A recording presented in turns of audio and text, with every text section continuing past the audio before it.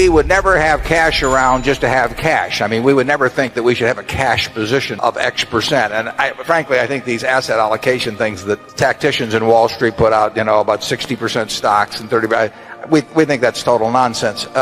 So we want to have all our money working in decent businesses, but sometimes we can't find them, or sometimes cash comes in unexpectedly, or sometimes we sell something, and we have more cash around than we would like. And more cash around than we would like means that we have 10 or 15 cents around, because we want money employed, but we'll never employ it, just employ it. And you will find us quite unhappy over time if cash just keeps building up. And I think one way or another we'll find ways to use it. You may have trouble believing this, but Charlie and I never have an opinion about the market, because it wouldn't be any good, and it might interfere with the opinions we have that are good. If we're right about a business, if we think a business is attractive, it would be very foolish for us to not take action on that because we thought something about what the market was going to do, or anything of that sort, because we just don't know. And to give up something that you do know and that is profitable for something that you don't know and won't know because of that, it doesn't make any sense to us, and it doesn't really make any difference to us. There's nothing magic. We like to put a lot of money in things that we feel strongly about. And that gets back to the diversification question. We think diversification, as practiced generally, makes very little sense for anyone that knows what they're doing. Diversification is a protection against ignorance. I mean, if you want to make sure that nothing bad happens to you relative to the market, you own everything. There's nothing wrong with that. I mean, that is a perfectly sound approach for somebody who does not feel they know how to analyze businesses.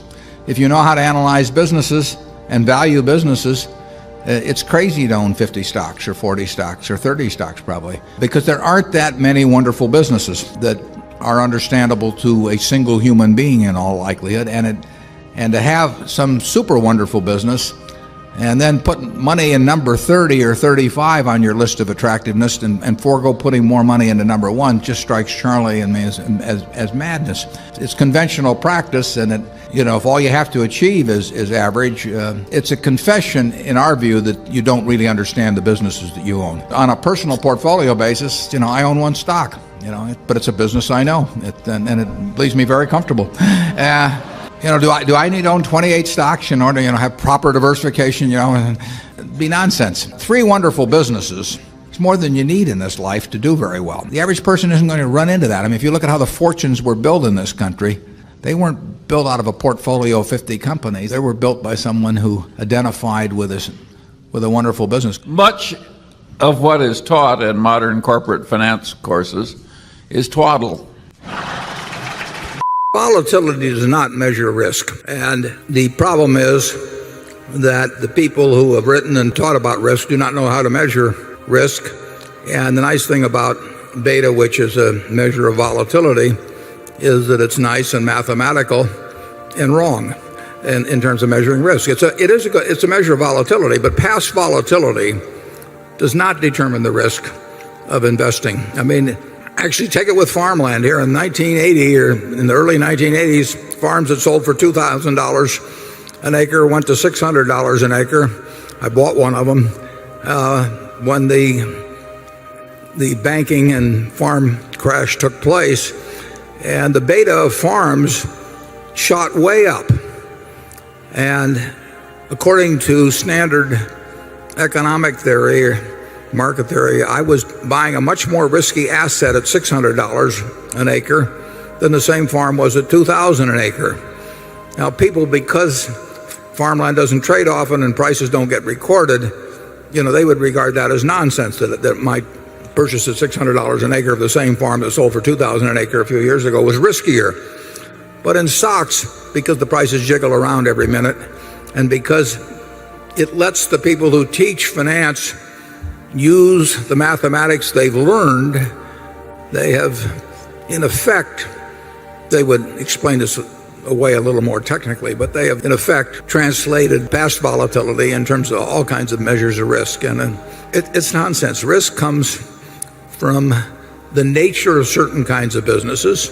It can be risky to be in some businesses just by the simple economics of the type of business you're in. And it comes from not knowing what you're doing.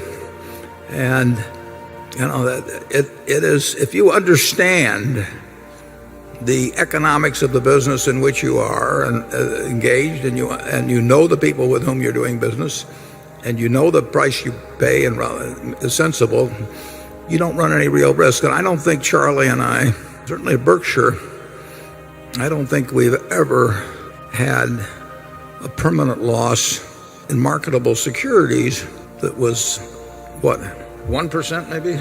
0.5% of net worth. I made a terrible mistake in buying Dexter's shoe, which cost us a significantly more than 1% of net worth, where I bought an entire business then. But I was wrong about the business. It had nothing to do with the volatility of shoe prices or leather or anything else. It just was wrong. But in terms of marketable securities, I cannot recall a case where we've lost. I mean, we've done a lot of things in securities that had a very high beta. We've done a lot of things in securities that had a low beta. It just, the whole development of volatility as a measure of risk, we've never found a way for it to be useful to us. Both corporate finance and investment management courses, as taught in the major universities, we would argue it's at least 50% twaddle. Yet these people have very high IQs. One of the reasons we've been able to do pretty well is that we early recognized that very smart people do very dumb things, and we tried to figure out why. And we also wanted to know who, so we could avoid them. It's a temperamental quality, not an intellectual quality. You don't need tons of IQ in this business. I mean, you have to have enough IQ to get from here to downtown Omaha, but you do not have to be able to play three-dimensional chess or be in the top leagues in terms of bridge playing or something of the sort. You need a stable personality. You need a temperament that neither derives great pleasure from being with the crowd or against the crowd. Because this is not a business where you take polls, it's a business where you think. And Ben Graham would say that you're not right or wrong because 1,000 people agree with you. And you're not right or wrong because 1,000 people disagree with you. You're right because your facts and your reasoning are right. By far the best investment you can make is in yourself. I mean, for example, communication skills. I tell the students that come that they're going to graduate schools and business, and they're learning all these complicated formulas and all that.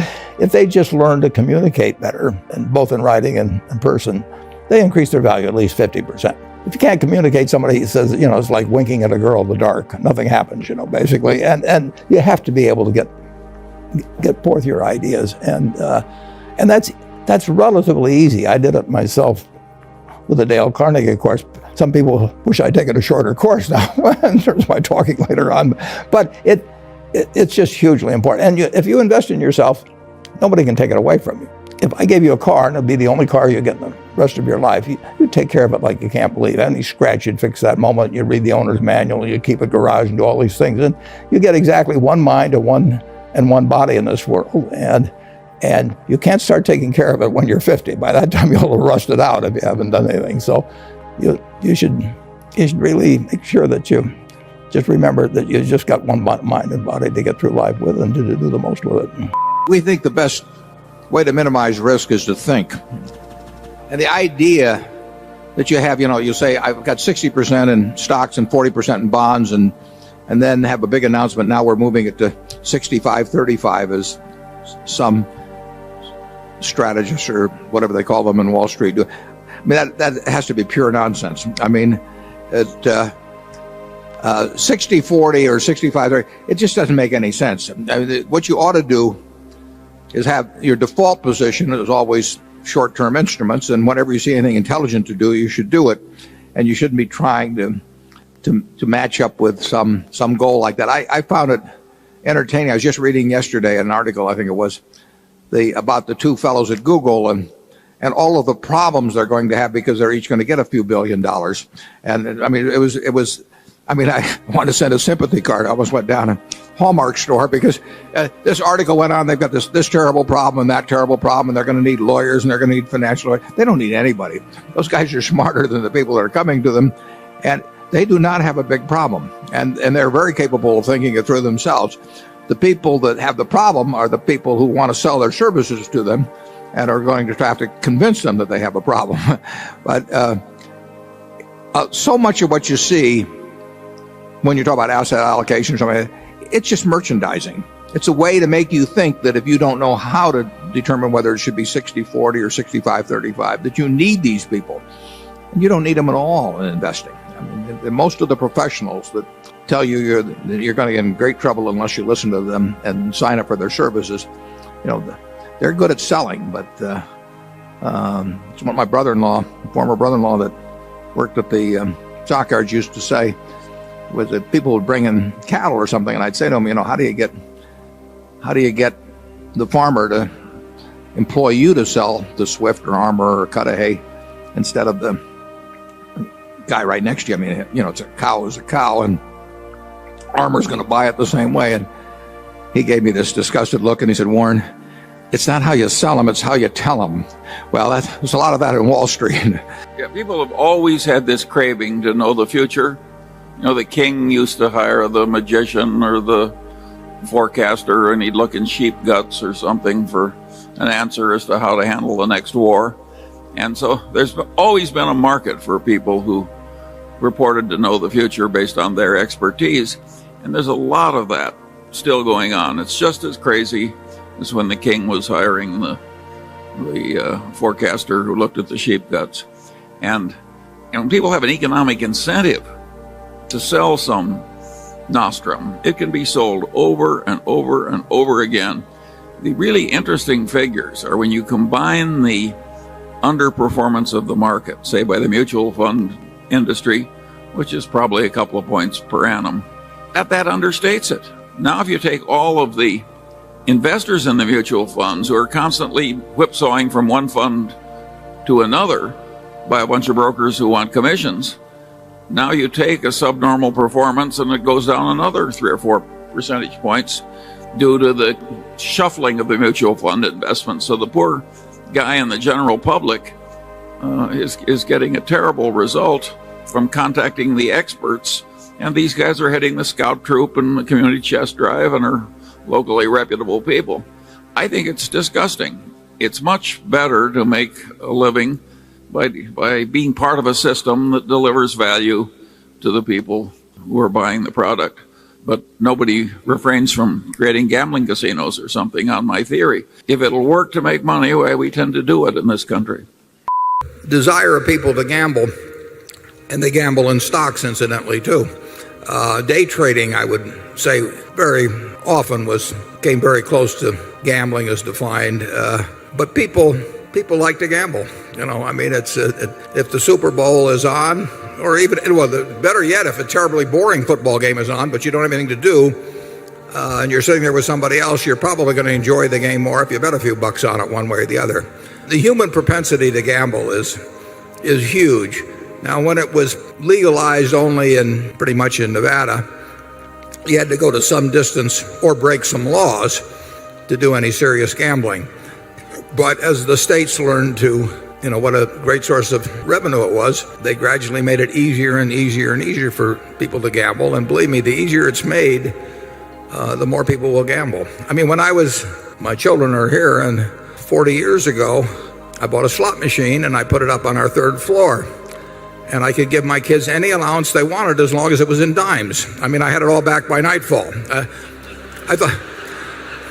thought it would be a good lesson for them. And now, they weren't going to Las Vegas to do it, but believe me, when it was on the 3rd floor, they could find it, and my payout ratio was terrible, too, but that's the kind of father I was. But gambling, people are always going to want to do it. And for that reason, I particularly think that, to quite an extent, gambling is a tax on ignorance. I mean, if you want to tax the ignorant, people who will do things with the odds against them, you just put it in, and guys like me don't have to pay taxes. And I really don't. I find it kind of socially revolting when a government preys on the weaknesses of its citizenry rather than acts to serve them. And believe me, when a government sticks, I've really said that growth and value, they're indistinguishable. They're part of the same equation. or really growth is part of the value equation. So our position is that there is no such thing as growth stocks or value stocks, the way Wall Street generally portrays them as being contrasting asset classes.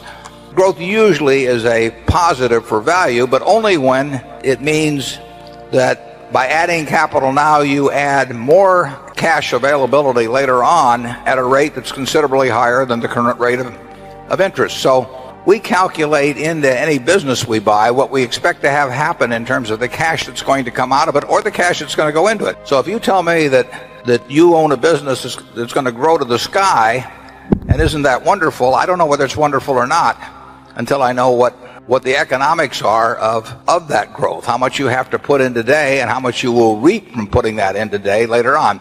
And the classic case, again, is the airline business. The airline business has been a growth business ever since, that Orville took off. But the growth has been the worst thing that happened to it. It's been great for the American public. But growth has been a curse in the airline business because more and more capital has been put into the business at inadequate returns. Now, growth is wonderful at See's Candy because it requires relatively little incremental investment to sell more pounds of candy. So it's growth, and I've discussed this in some of the annual reports, growth is a part of the equation, but anybody that tells you ought to have your money in growth stocks or value stocks really does not understand investing. Other than that, they're terrific people. The real point is that we're trying to put out capital now to get more capital, or money, we're trying to put out cash now to get more cash back later on. And if you do that, the business grows, obviously, and you can call that value or you can call it growth, but they're not two different categories. And I just cringe when I hear people talk about now it's time to move from growth stocks to value stocks or something like that, because it just doesn't make any sense. In general terms, unless you find the prices of a great company really offensive, if you feel you've identified it, and by definition, a great company is one that's going to remain great for 30 years. If it's going to be a great company for 3 years, it ain't a great company. I mean, so you really want to go along with the idea of something that if you were going to take a trip for 20 years, you wouldn't feel bad leaving the money in with no orders with your broker and no power of attorney or anything, and you just go on the trip and you come back and it's going to be a terribly strong company. I think it's better just to own them. I mean, we could attempt to buy and sell some of the things that we own that we think are fine businesses, but they're too hard to find.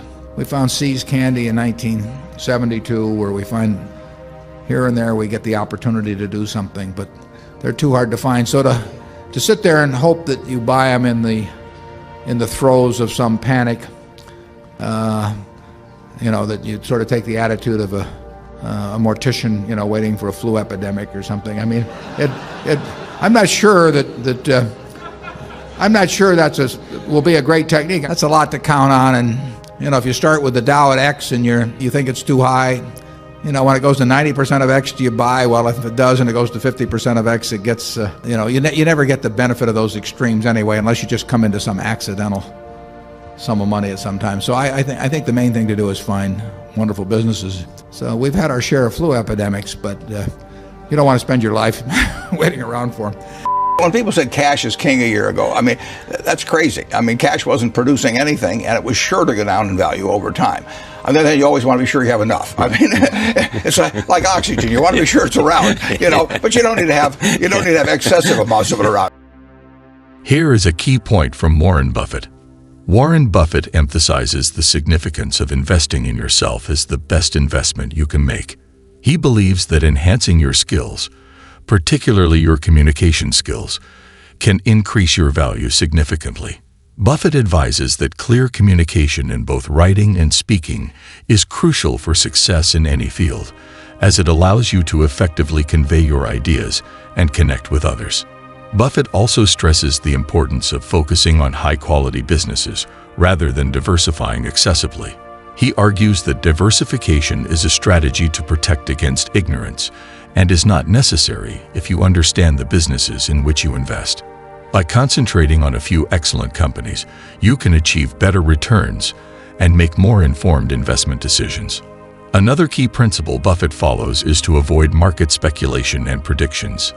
He emphasizes that he and his partner Charlie Munger never make investment decisions based on market forecasts.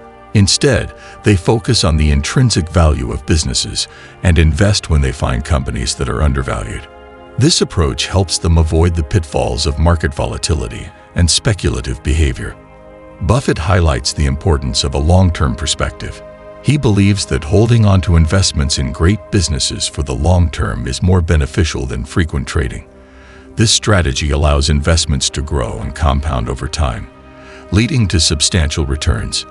Buffett's success with Berkshire Hathaway is a testament to the effectiveness of this long-term approach. Finally, Buffett underscores the need for rational decision-making.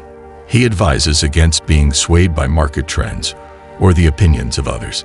Instead, he recommends making investment decisions based on sound reasoning and thorough analysis. By staying rational and focused on the fundamentals, investors can avoid emotional decisions that often lead to poor outcomes. In summary, Warren Buffett's key points include investing in yourself, focusing on high-quality businesses, avoiding market speculation, maintaining a long-term perspective, and making rational decisions. These principles have guided his investment strategy and contributed to his success as one of the world's most renowned investors.